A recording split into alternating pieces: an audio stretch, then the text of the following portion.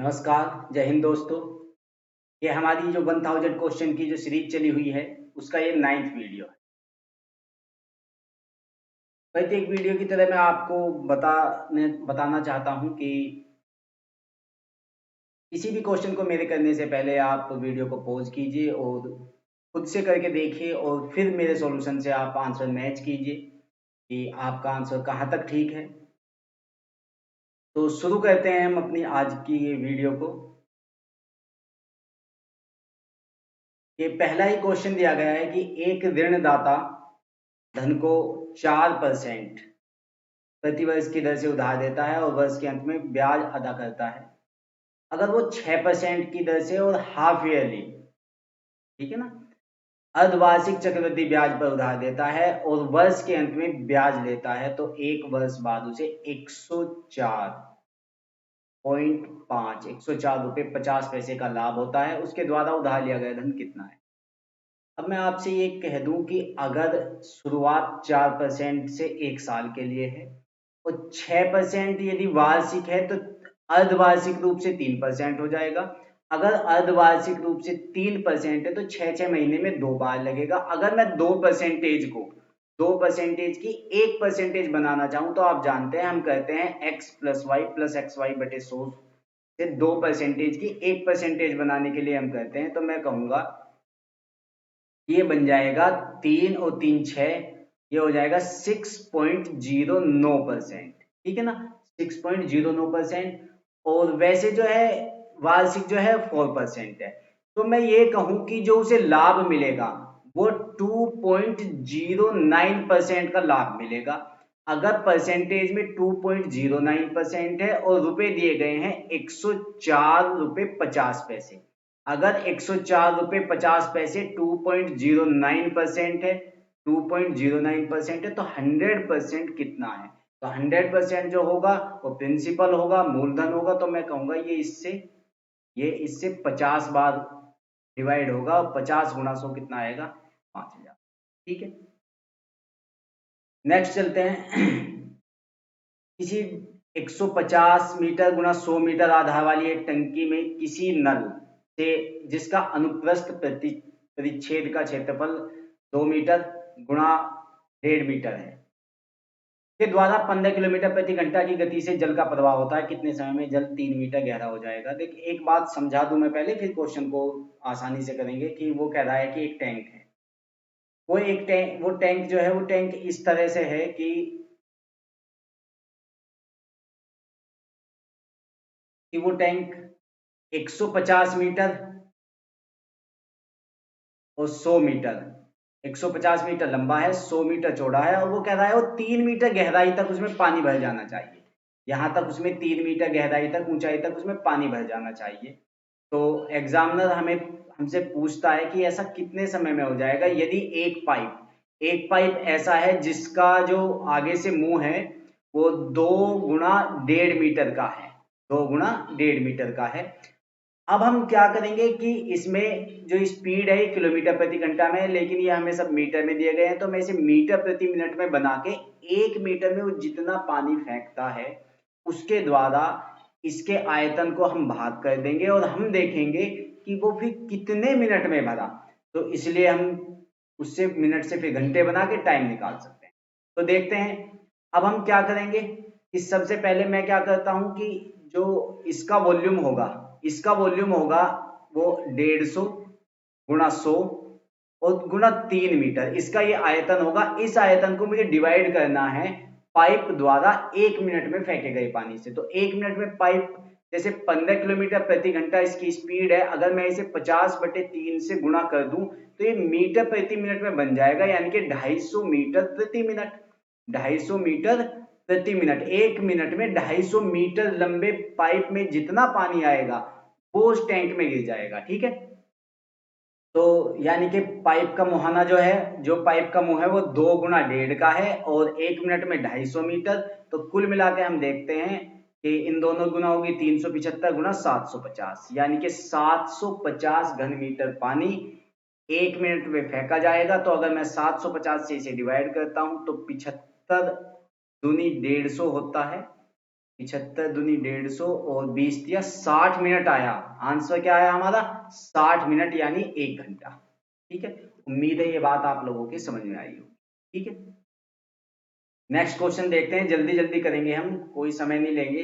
वो next question में कह रहा है कि एक समचतुर्भुज के 4 कोणों में से एक कोण 60 डिग्री का है। यदि समचतुर्भुज की प्रत्येक भुजा की लंबाई 8 सेंटीमीटर है तो लंबे विकर्ण की लंबाई क्या है। अच्छा, हम ये कहते हैं कि एक समचतुर्भुज यानी कि एक रोम्बस है। समचतुर्भुज ऐसा चतुर्भुज है जिसकी चारों भुजाएं बराबर होती है, लेकिन जरूरी नहीं है कि हर एक एंगल 90 डिग्री का हो, पर लेकिन एग्जामिनर ने यहाँ पे कहा है कि वो उसका एक एंगल आपको 60 डिग्री दिया गया है। 60 डिग्री दिया गया है, तो ये अगर मान लिया जाए कि ये एंगल उसका 60 डिग्री है, तो ये जो विकर्ण होगा उसका ये ही सबसे बड़ा होगा। तो अब हम ये कहें कि अगर मैं दूसरा विकर्ण भी यहाँ पे खींच दूं, तो हमें ये बात पता होती है कि जो रोम्बस के जो समचतुर्भुज के विकर्ण होते हैं वे एक दूसरे को 90 डिग्री पे डिवाइड करते हैं, 90 डिग्री पे काटते हैं और 90 डिग्री पे बाइसेक्ट करते हैं, दो बराबर भागों में बांटते हैं। तो मैं आपसे ये कहूं कि हम जो ये देख रहे हैं ये एक राइट एंगल ट्रायंगल यानी कि एक 90 अंश का कोण बन गया। ये 90 डिग्री, अगर ये पूरा 60 डिग्री था तो ये कितना हो जाएगा 30 डिग्री, ये 30 डिग्री होगा। ये हमारे पास है 8, क्योंकि उसने कहा है हर एक भुजा कितनी है 8 है, तो मैंने ये वाला त्रिभुज उठाया है तो इसकी ये भुजा हो गई 8। अगर मुझे इसका पता चल जाए यहां से लेके यहां तक, तो मैं इसका दुगुना करके पूरा विकर्ण निकाल लूंगा। तो अब मैं ये कहूं, अगर मेरे पास ये दिया गया है तो मैं कह सकता हूं कि कोस कोस 60 बराबर होता है आधार बटे कर्ण। इसे मैं a मान लूं तो a बटे 8, ये हो जाएगा 60 की कोस 30, सॉरी हम यहाँ कोस 30 करेंगे क्योंकि ये एंगल ले रहे हैं हम, ये 30 डिग्री। कोस 30 की वैल्यू होती है √3/2, ये बराबर हो जाएगा a बटे 8, सॉरी a/8। तो हम जानते हैं ये हो गया 4√3। क्या आंसर आएगा इसका 4√3। नेक्स्ट क्वेश्चन है कि किसी घोड़े को एक खूंटे से रस्सी से बांधा जाता है। यदि घोड़ा रस्सी को खींचे रखते हुए वृत्ताकार पथ पर घूमता है और 72 डिग्री का एंगल करते हुए 88 मीटर तय करता है, तो रस्सी की लंबाई कितनी मीटर है। अच्छा, इसे 22 को खत्म कर दो यहाँ से, 22 नहीं, 22 गायब कीजिए यहाँ से। अगर मैं ये कहूं कि हमें ऐसा दिया गया है कि घोड़ा ऐसे यहाँ रस्सी से बांधा गया और रस्सी को खींचते हुए ऐसे ऐसे किसी भी जो वृत्ताकार पथ पे इतना घूमता है, और ये डिग्री हमने मान लिया, ये उस एग्जामिनर ने कहा है कि ये 72 डिग्री है। ठीक है, ये 72 डिग्री है। अगर ये 72 डिग्री है तो पूरा सर्किल होता है 360 डिग्री का, और ये 72 जो है इसका पांचवा हिस्सा है। 72 जो है इसका कौन सा हिस्सा है, ये पांचवा हिस्सा है। 72 पंजे 360, तो जो 88 मीटर वो तय करता है, ये 88, तो मैं ये कहूँ ये 88 भी 2πr यानी कि उसकी परिधि का 2πr का पांचवा हिस्सा है। तो मैं कहूंगा कि 2πr जो होगा इसका 5 गुना होगा, तो 88 गुना 5 कितना हो जाएगा 440। कितना हो जाएगा 88 गुना 5 हो जाएगा 440। अगर मेरे पास 2πr बराबर 440 है तो r बराबर कितना हो जाएगा, मैं 2π से इसे डिवाइड कर दूंगा, तो r बराबर हो जाएगा 440 गुना 2π, यानी कि 22/7 से हम डिवाइड कर देंगे इसे, और ये आ जाएगा 70 मीटर। उम्मीद है ये बात आपकी समझ में आई होगी। नेक्स्ट चलते हैं क्वेश्चन कि 5 सेंटीमीटर त्रिज्या के एक वृत्त में O केंद्र से बिंदु P की दूरी 13 सेंटीमीटर है। तो वृत्त पर PQ और PR स्पर्श रेखा का एक युग्म खींचा जाता है। चतुर्भुज PQR का क्षेत्रफल बताइए। अच्छा, हमें ये कहा गया है कि एक जो है यहाँ पे जो है एक हमें सर्किल दिया गया है, एक सर्किल दिया गया है और उससे दो स्पर्श रेखाएं खींची गई है। इस तरह से दो स्पर्श रेखाएं खींची गई है, जो यहां से एग्जाम में कहता है एक PQ और PR और PQ। अच्छा, ओ हमने इसका केंद्र मान लिया है, तो एग्जामिनर हमसे ये कहता है कि PQ और OR जो ये चतुर्भुज बनता है इसका क्षेत्रफल बताइए। तो मैं आपसे ये कहता हूं कि अगर मैं इस तरह से O से P तक मिला दूं तो एग्जामिनर ने O से P तक की लंबाई हमें 13 सेंटीमीटर दी है। अगर 13 सेंटीमीटर दी है और इसकी त्रिज्या बताई है 5, तो हमेशा जहां पर स्पर्श रेखा टच करती है वहां पर 90 डिग्री का एंगल बनता है केंद्र से। अगर ये 90 डिग्री का एंगल है, ये 5 है, ये 13 है, तो ये बनेगी 12 पाइथागोरस प्रमेय से। तो इस त्रिभुज का क्षेत्रफल 12 पंजे 60 का आधा 30 होगा। 30 ये तो पूरे का क्षेत्रफल हो जाएगा 60। पूरे का क्षेत्रफल कितना होगा 60। अच्छा ये सेंटीमीटर नहीं वर्ग सेंटीमीटर, ठीक है ना, इन सबको लिख लीजिए वर्ग सेंटीमीटर। ठीक है, उम्मीद है समझ में आया होगा सवाल। एक बस के प्रत्येक यात्रा किराए 2000 रुपए है। यदि बस का किराया 40% बढ़ा दिया जाए और यात्रियों की संख्या 20% घटा दी जाए तो उस बस के प्रत्येक यात्रा की आय कितनी हो जाएगी। तो हम ये कहते हैं कि अगर दो चीजों का मल्टीप्लाई करके एक तीसरी चीज बनती है और उस चीज जो, जैसे हम ये कहें कि x और y की गुणा करके अगर z बनता है और एग्जामिनर x में और y में कुछ परिवर्तन करे और कहे कि फिर z में क्या परिवर्तन होगा, तो हम कहेंगे z में अगर ये बढ़ता है ये घटता है तो हम कहेंगे कि x minus y minus x y बटे 100 परिवर्तन होगा। ठीक है, तो ऐसे ही हम अब ये क्वेश्चन करेंगे, हम कहेंगे कि 40 माइनस 20 माइनस 40 गुना 20 अपॉन 100 में ये परिवर्तन होगा। तो हम कहेंगे 40 माइनस 20 माइनस 8, तो ये 12% का परिवर्तन होगा, यानी कि 2000 का 12%, 2000 का यानी 12% होगा। 12 दूनी 24 यानी कि 240। तो हम ये कहेंगे कि 240 बढ़ जाएगा, यानी कि डी आंसर आएगा। ठीक है, नेक्स्ट है कि किसी बस के पहिए का व्यास 140 सेंटीमीटर है और इसकी चाल 66 किलोमीटर प्रति घंटा है, तो प्रति मिनट पहिया कितने चक्कर लगाएगा। तो हम ये कहते हैं कि अगर 66 किलोमीटर है, ये हमें सेंटीमीटर में दिया गया है, 66 किलोमीटर प्रति घंटा है और वो प्रति मिनट पूछ रहा है, तो 66 को मैं 50/3 से गुणा करके मीटर प्रति मिनट निकाल लेंगे तो मैं कहूंगा कि 1100 मीटर प्रति मिनट चक्कर लगाएगा। 1100 मीटर प्रति मिनट चक्कर लगाएगा ये। ठीक है ना, अब हम ये कहते हैं कि अगर ये 1 मिनट में 1100 मीटर जाता है, तो अगर मैं पहिए के द्वारा एक चक्कर में चली गई दूरी से इसे डिवाइड कर दूं तो पता लगेगा कि 1 मिनट में कितने चक्कर लगाएगा। तो हम ये कहते हैं कि एक चक्कर में चली गई दूरी होती है इसकी परिधि, यानी कि 2 पाई आर। 2 पाई आर का ये मतलब है कि 1100 को मैं डिवाइड करता हूं 2 पाई आर से। 2 पाई आर का मतलब है 2 गुना 22 7, और जो आर कितनी है, ये हमारे पास आर जो है 140 सेंटीमीटर है, तो इसका 70 सेंटीमीटर हो जाएगी आर, क्योंकि व्यास दिया गया है 140 और 1100 है हमारे पास में मीटर। 1100 क्या है हमारे पास, मीटर है, तो इसके मैं सेंटीमीटर बनाऊंगा 100 से मल्टीप्लाई करूंगा। तो हमारे पास जो आंसर आएगा ये डिवाइड करते हैं 7 से 7 डिवाइड हो जाएगा और हम कहेंगे कि 11 दूनी 22, सॉरी 11 एकम 11 तो, और 11 दूनी 22 और 4 से हमने इसे डिवाइड किया है 25 गुणा 10 कितना हो जाएगा 250। ठीक है, नेक्स्ट क्वेश्चन है कि ए और बी केंद्र वाले दो वृत्त आंतरिक रूप से एक दूसरे को स्पर्श करते हैं, उनकी त्रिज्या क्रम से 5 सेंटीमीटर और 3 सेंटीमीटर है। ए और बी का लंब द्विभाजक बड़े वृत्त को पी पर इस पी पर मिलता है,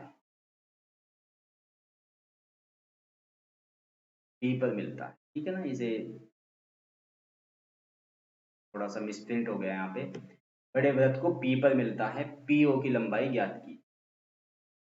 तो हम ये देखते हैं कि अगर हमारे पास ऐसा दिया गया है कि एक बड़ा सर्किल है, ध्यान से देखिए, थोड़ा सा और बड़ा बना लेंगे सर्किल को अगर बहुत अच्छे से समझ में आया आपको। ऐसा दिया गया है कि एक बड़ा सर्किल है और ये कहा गया है कि एक छोटा सर्किल है जो आंतरिक रूप से एक दूसरे को स्पर्श करते हैं। ठीक है ना, अब हम ये कहें कि इसका सेंटर, छोटे सर्किल का सेंटर हो गया ये, छोटे सर्किल का सेंटर हो गया ये, और बड़े सर्किल का सेंटर मान लिया हमने ये। ठीक है, तो यहां से यहां से बड़े छोटे सर्किल की जो रेडियस है वो कितनी है, 3 सेंटीमीटर है, तो ये तो हो गया 3। और बड़े जो सर्किल की है, तब एक का सेंटर ए है और एक का सेंटर बी है, बड़े सर्किल की जो रेडियस है वो 5 है, तो यहां से लेके यहां तक अगर 5 है और यहां से लेके यहां तक 3 है, तो ए और बी की दूरी कितनी हो गई है, 2। और एग्जामिनर कह रहा है कि ए और बी का लंब द्विभाजक, इसका लंब द्विभाजक करते हैं हम, और बड़े वृत्त को उसने कहाँ पे टच किया है, पी पर टच किया है। तो एग्जामिनर ये कहता है कि अगर इसे मैं ओ मान लूं, यहाँ पे ओ नहीं बताया गया है, तो अगर मैं इसे ओ मान लूं, तो पी से ओ की दूरी बताइए, पी से ओ की दूरी बताइए। तो मैं आपसे ये कहूं कि मैं अगर इसे मिला दूं, तो यहां से लेके यहां तक ये तो हो गई 5 सेंटीमीटर, और ये पूरा ए से बी तक 2 था, तो ए से ओ तक 1 हो गया।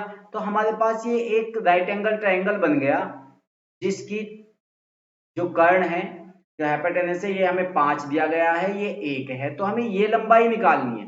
तो मैं ये कहूंगा कि ये पाइथागोरस प्रमेय से मैं कहूंगा 25 माइनस 1 का रूट, यानी कि 24 का वर्गमूल, और ये हो जाएगा 2√6। कितना हो जाएगा, 2√6, और यहाँ पे ऑप्शन नहीं है, ये 6√2 है, तो इसे 2√6 कर लीजिए। ठीक है,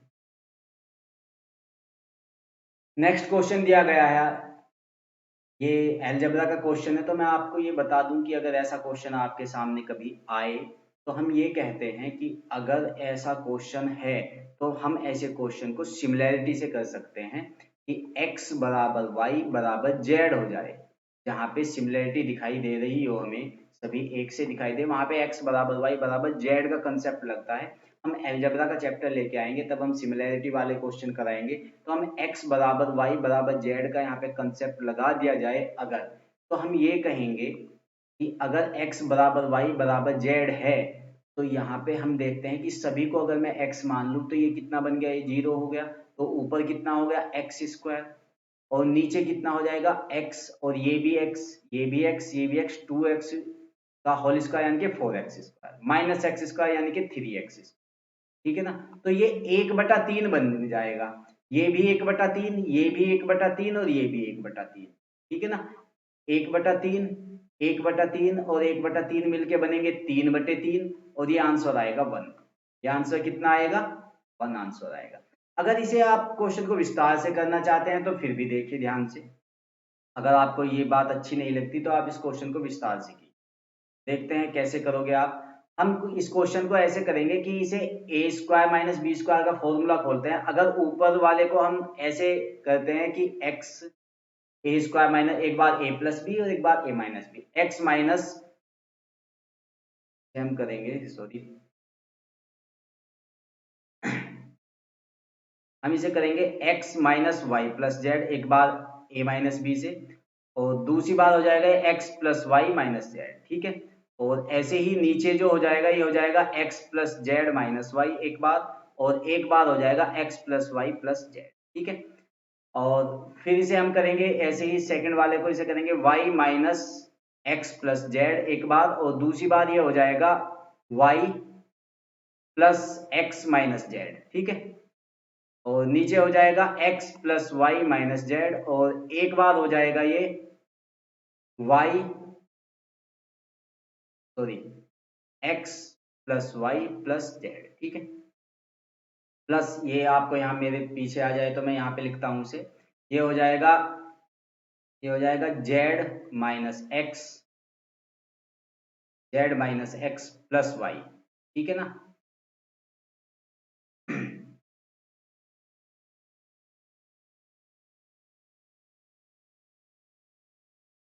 ये हो जाएगा, ये z minus x plus y, और एक बार हो जाएगा ये z plus x minus y. ठीक है, और नीचे जो हो जाएगा y plus z minus x, और एक बार हो जाएगा x plus y plus z.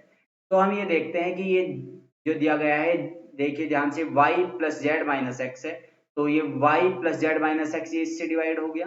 ठीक है ना, और यहाँ पे भी हम ये देखते हैं, ये है x, ये x plus y minus z है, और यहाँ भी x plus y minus z है, ये डिवाइड हो गया। यहाँ पे x plus z minus y है, तो ये x plus z minus y ये खत्म हो गया।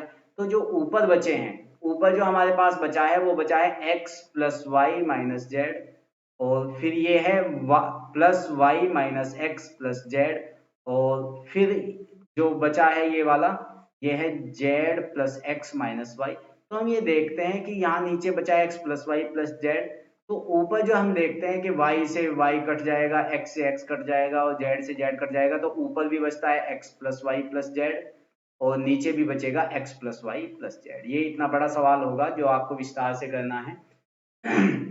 नहीं तो आप सिमिलरिटी से क्वेश्चन को छोटा कर सकते हैं और सी आंसर।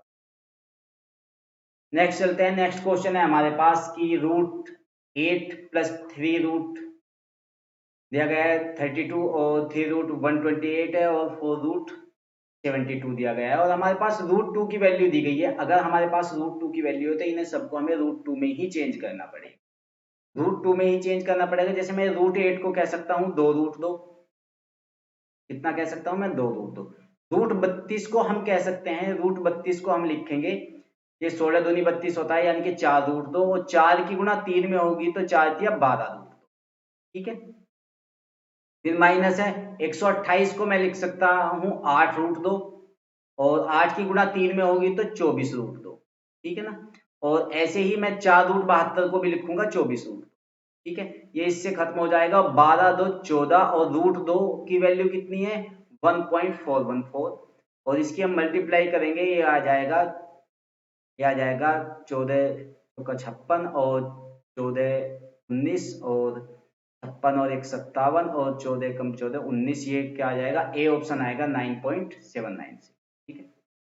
नेक्स्ट क्वेश्चन है कि ताश के 52 पत्ते में से 2 पत्ते यदृच्छा यानी कि रेंडमली निकाले जाते हैं, दोनों के इक्का होने की क्या संभावना है। तो मैं आपको ये बताना चाहता हूँ, ये प्रोबेबिलिटी का क्वेश्चन है, तो हम ये कहेंगे कि कुल संभावना फेवरेबल कंडीशन होती है, जो फेवरेबल कंडीशन होती है, और टोटल कंडीशन क्या बनती है।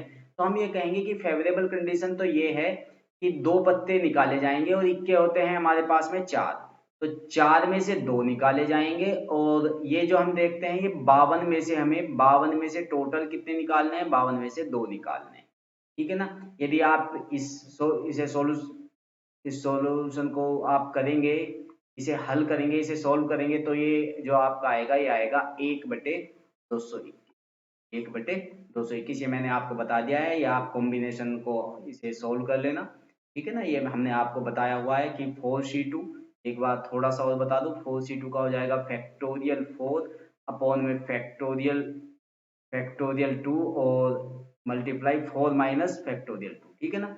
और फिर इसके बटे में जो आएगा ये 52c2 का हम लिखेंगे कि फैक्टोरियल 52, और बटे में करेंगे हम फैक्टोरियल 2 और मल्टीप्लाई में करेंगे 52 माइनस 2 यानी कि फैक्टोरियल 50, ठीक है ना। इसे हल कर लेना, इस तो इनकी वैल्यू आएगी निकल के 1/।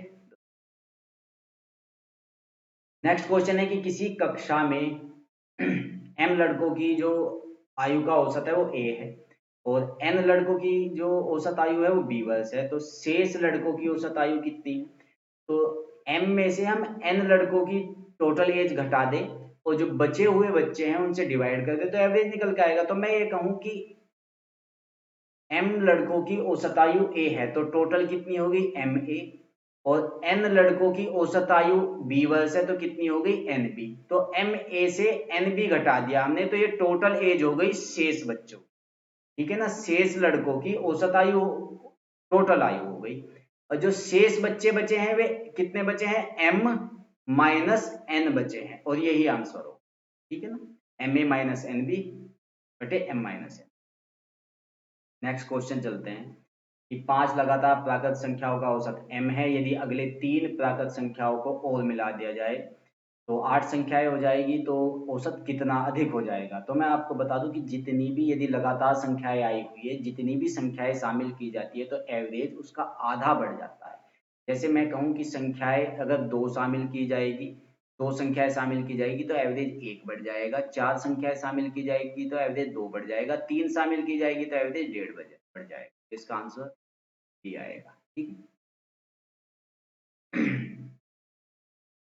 3 अंकों की संख्या में इकाई का अंक सैकड़े के अंक से 6 गुना है। हम 3 अंकों की संख्या है, अगर हम ये कहें कि उसका एक सैकड़े का अंक ए हो गया, दहाई का अंक बी हो गया और यूनिट डिजिट यानी कि इकाई का अंक सी हो, तो एग्जाम ने कहा है कि उसका इकाई का अंक सैकड़े के अंक से 6 गुना है। जो ये है इससे 6 गुना है, तो मैं ये कहूँ अगर ये 1 है तो ये 6 है, 1 है तो ये 6, तो सैकड़े का अंक दहाई के अंक का आधा है। जो दहाई का अंक है बी, उसका बी जो है दहाई के अंक से आधा है सैकड़े का अंक, तो यानी कि दहाई का अंक 2 है जिससे ये आधा है 1 है। ठीक है, तो एग्जामिनर हमसे ये कह रहा है यदि इकाई के अंकों को दहाई के अंक से आपस में बदल दिया जाए, यानी कि 2 को और 6 को बदल जाए, यानी कि 162 हो जाए, तो ये 36 कम हो जाएगा। और देखो ये हमारा ऐसा अकस्मात हुआ है, ऐसा तुक्का लगाया कुछ भी हो गया, ये 36 ही कम हो रहा है। ये कितना, सॉरी देखिए 12 और ये 162 और 126 का अंतर कितना है, ये 36 ही है। ठीक है ना, तो एग्जामिनर हमसे ये पूछता है कि मूल संख्या का 50% क्या है, तो मूल संख्या 126 है और 50% 63 होगी। ठीक है ना। अच्छा, अगर बाई चांस हमारे दिमाग ये ना होता, हम संख्याएं कुछ और मानते, तो हम इस सवाल को ऑप्शन से कर लेते तो शायद आसान हो जाता। हम ये कह लेते कि इस सवाल को हम ऐसे कर सकते थे, एक बार 50% है तो इसका दुगना करके देखते, इसका भी दुगना करते और इसका भी दुगना करते। जैसे यहाँ पे दुगना होता कितना हो जाता, और ये हो जाता 168 और ये हो जाता 134। ठीक है ना।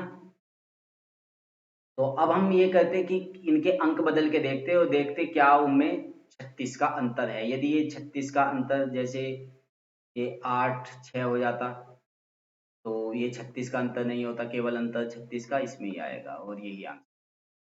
अब हम नेक्स्ट क्वेश्चन देखते हैं। ये कहा गया है x plus two root two, sorry x बराबर है 3 प्लस टू रूट टू। अगर x बराबर 3 प्लस टू रूट टू है तो x की 4 प्लस 1 अपॉन x की 4 की वैल्यू पूछी गई है। तो मैं आपसे ये कहना चाहता हूँ कि अगर मुझे ये कहा गया है x की वैल्यू दी गई है, तो मैं कह सकता हूँ x plus 1 upon x।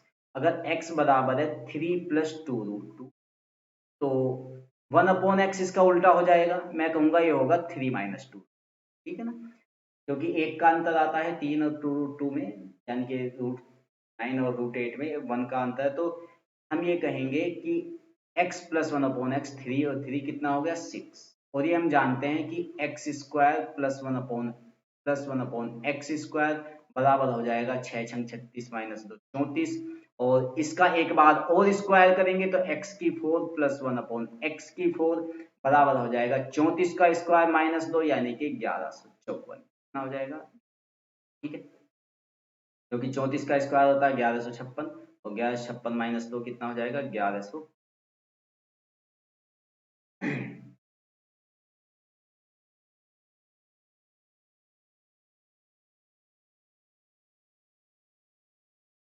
Next question देखते हैं। 6 लड़के तथा 4 लड़कियों के एक समूह में से 6 को लेकर एक कमेटी बनाना है।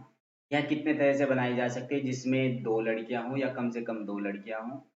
ये मैं हर वीडियो में एक क्वेश्चन आप लोगों के लिए छोड़ता हूँ, और ये एक कॉम्बिनेशन का, यानी कि जो क्वेश्चन है ये क्रमचय संचय का क्वेश्चन है। तो ये क्वेश्चन आप लोग मुझे इसका कमेंट बॉक्स में आंसर बता सकते हैं। ठीक है, और हम देखेंगे कि आपका आंसर कहाँ तक ठीक है। ठीक है, ये क्वेश्चन आप लोगों के लिए है। नेक्स्ट क्वेश्चन है, पिता और पुत्र की वर्तमान आयु का योग 90 वर्ष है। 5 वर्ष पूर्व उनकी आयु का अनुपात जो है वो 3:1 था। 5 वर्ष बाद पिता और पुत्र के आयु का अनुपात क्या होगा। तो एक आसान सा सवाल है कि वर्तमान में अगर 90 है तो 5 साल पहले 10 कम होगा टोटल, क्योंकि 5 वर्ष पिता की आयु कम होगी, 5 वर्ष पुत्र की कम होगी, तो 80 हो जाएगी। और 80 को अगर मैं 3:1 के अनुपात में डिवाइड करता हूँ, 3:1 के अनुपात में डिवाइड करता हूँ, तो ये हो जाएगी 60 और 20, यानी कि वर्तमान से ये 5 वर्ष पहले की है। ठीक है ना, और वो कह रहा है वर्तमान से 5 वर्ष बाद। तो यहां से लेके यहां तक 10 साल का अंतर होगा, ये 70 हो जाएगा और ये 30 हो जाएगा, तो अनुपात 7:3 का बनेगा। नेक्स्ट क्वेश्चन दिया गया है कि एक पति और उसकी पत्नी किसी इंटरव्यू पैनल के समक्ष उपस्थित हुए जिसका आयोजन 2 रिक्त पदों के लिए किया गया था। पति के चुनाव की संभावना 1/7 तथा पत्नी के चुनाव की संभावना 1/5 है। इसकी क्या संभावना है कि दोनों का चुनाव हो जाएगा, ठीक है ना। तो अगर ये दिया गया है कि दोनों का चुनाव हो जाएगा तो हम ये कहेंगे कि पति के जो चुनाव होने की संभावना है वो 1/7 है और पत्नी के चुनाव होने की संभावना 1/5 है, तो दोनों के चुनाव होने की संभावना, कोई ऐसी बात नहीं है, आंसर। नेक्स्ट क्वेश्चन है कि एक खरगोश 3 किलोमीटर प्रति घंटे की गति से 6 किलोमीटर तक कुलांचे भरता है। अगले 3 घंटे के दौरान किस गति से खरगोश को कुलांचे भरने की आवश्यकता होगी ताकि उसके द्वारा तय की गई पूरी दूरी के लिए उसकी औसत गति 6 किलोमीटर प्रति घंटा। हम ये देखते हैं इस क्वेश्चन में कि एक खरगोश 3 किलोमीटर प्रति घंटे की गति से 6 किलोमीटर तक कुलांचे भरता है। 3 किलोमीटर प्रति घंटे की गति से 6 किलोमीटर तक, तो 6 किलोमीटर तक 3 की स्पीड से जाएगा तो 2 घंटे लगे, उसे कितना समय लगा, 2 घंटे, ठीक है। अगले 3 घंटे के दौरान किस गति से खरगोश कुलांचे भरने की आवश्यकता होगी ताकि उसके द्वारा तय की गई दूरी, पूरी दूरी के लिए उसकी औसत गति 6 किलोमीटर प्रति घंटा हो। यानी कि 2 घंटे चल चुका है, 3 घंटे और चलना है, तो उसे कुल 5 घंटे चलना है, कुल 5 घंटे चलना है, 6 की स्पीड से चलना है, तो इसका मतलब उसे 30 किलोमीटर जाना है, उसे 30 किलोमीटर जाना है और 30 किलोमीटर में से शुरुआत में 6 किलोमीटर चल चुका है, तो उसे 24 किलोमीटर हो जाना है, 24 किलोमीटर जाना है, 3 घंटे में जाना है, तो मैं कहूंगा उसकी स्पीड 3 अट्ठे 24 यानी कि 8 किलोमीटर पर आवर होनी चाहिए, ये आंसर आएगा।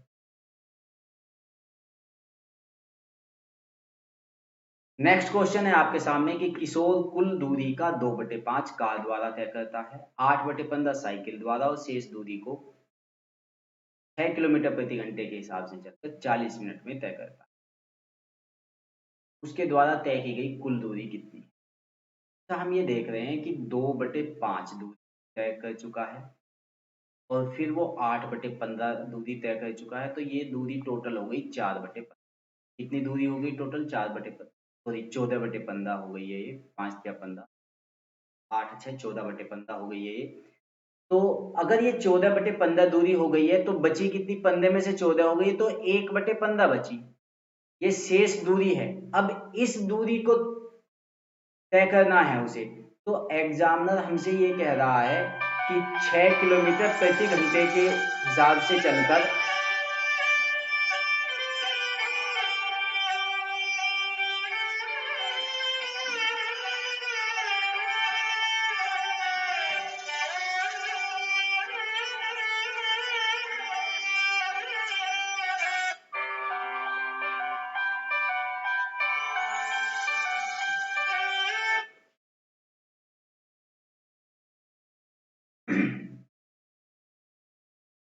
एग्जामिनर हमसे कह रहा है कि 6 किलोमीटर प्रति घंटे के हिसाब से चलकर 40 मिनट में तय करता है, तो हम ये कहेंगे कि 2/5 कार द्वारा तय करता है और 8/15 साइकिल द्वारा तय करता है, तो 1/15 ये दूरी बचती है।